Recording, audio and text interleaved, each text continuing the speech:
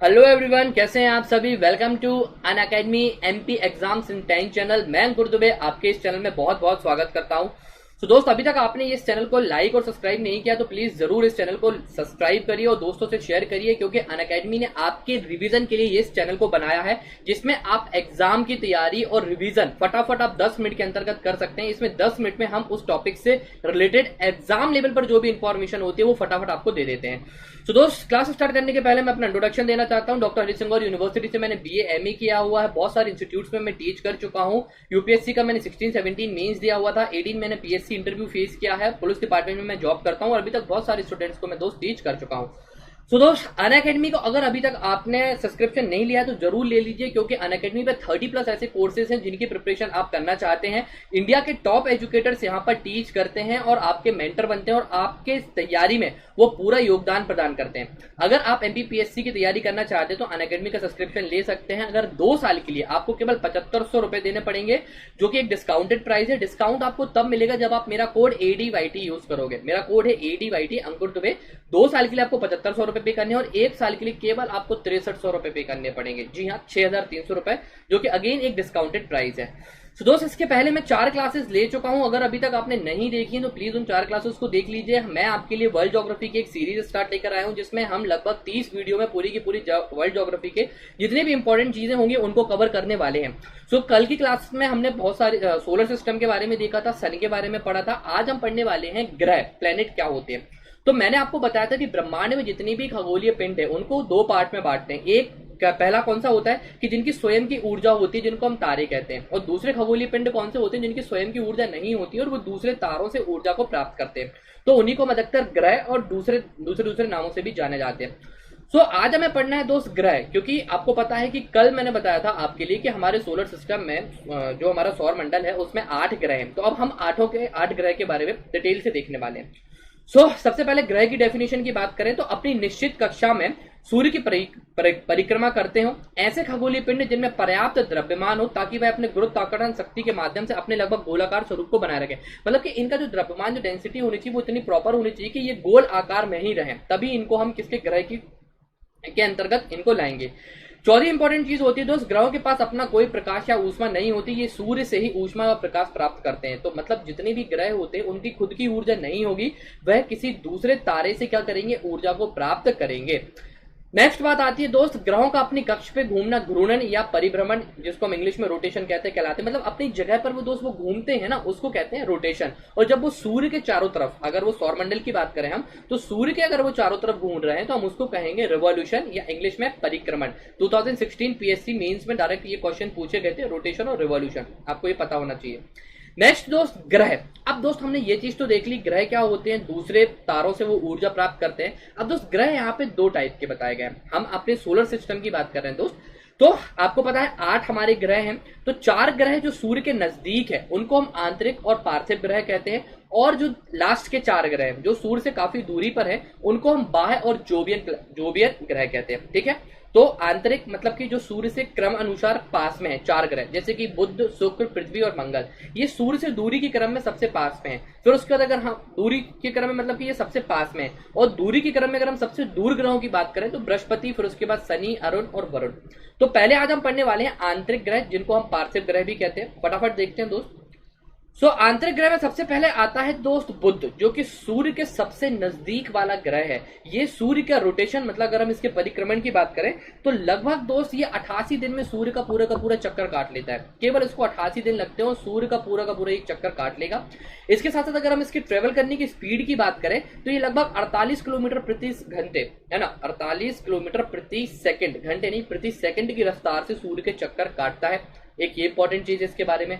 तीसरी इंपॉर्टेंट चीज की बात करें तो दोस्त ये सबसे गर्म रातें बर्फीली यही होती हैं। तो दोस्त इसका दिन का तापमान सबसे ज्यादा होता है और रात का तापमान बिल्कुल बर्फीली रातें होती हैं। तो जो तापांतर होता है ना दिन में और रात में, वो सबसे ज्यादा दोस्त मरकरी में पाया जाता है, जिसको बुध कहते हैं। तापांतर मतलब कि दिन का तापमान सबसे ज्यादा और रात का तापमान सबसे कम। तो इन दोनों के बीच में जो सबसे ज्यादा जो डिफरेंस होगा ना, उसको हम कहते हैं तापांतर।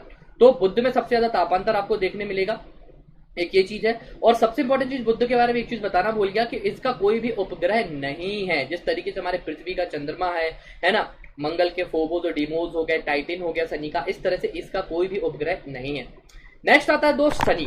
तो दोस्त ये पृथ्वी के सबसे नजदीक अगर किसी ग्रह को हम कहें तो वो है शनि, ठीक है। तो चंद्रमा के बाद अगर कोई दूसरे पृथ्वी के सबसे नजदीक चीज है तो वो है शनि ग्रह है। ये दोस्त सुबह अगर हम बात करें शाम को, तो शाम को पश्चिम की तरफ और सुबह पूर्व की तरफ दिखाई देता है। इस कारण से इसको हम सांझ का तारा और भोर का तारा भी कहा कहते हैं, क्योंकि शाम को ये पश्चिम की साइड दिखेगा और सुबह ये किस साइड दिखेगा, पूर्व की साइड दिखेगा। और इसको एक और अन्य नाम पृथ्वी की बहन भी कहा जाता है, क्योंकि दोस्त अगर इसको स्वरूप में बात करूं आकार वगैरह में, तो ये पृथ्वी के ही जैसा दिखाई देता है। इस कारण से दोस्त इसको पृथ्वी की जुड़वा बहन भी कहा जाता है। नेक्स्ट दोस्त, शुक्र के वायुमंडल में अधिकतम कार्बन डाइऑक्साइड होने के कारण ये सबसे गर्म है। अगर हम बात करें सबसे गर्म ग्रह के बारे में, तो वो दोस्त शुक्र है।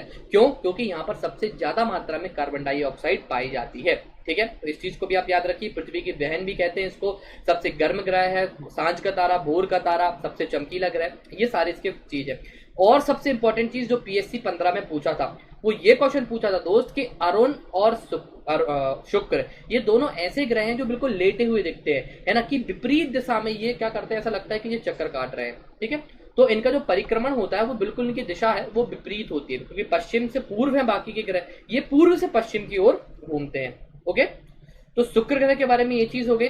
इसके बाद आता है हमारा प्लेनेट पृथ्वी। तो एकमात्र ऐसा ग्रह है जहां पर जीवन संभव है, इसके अलावा ऐसे कोई और ग्रह नहीं है जहां पर जीवन हो। आकार की दृष्टि से बात करें तो ये 5वां ग्रह है, आकार की दृष्टि से 5वां। इसके बाद बृहस्पति हो गया, शनि हो गया, अरुण, वरुण और फिर पृथ्वी। तो इससे 5 बड़े ग्रह हैं आकार में। दूरी के क्रम में देखा जाए तो तीसरा है, क्योंकि बुध और शुक्र के बाद फिर पृथ्वी आती है, तीसरा है।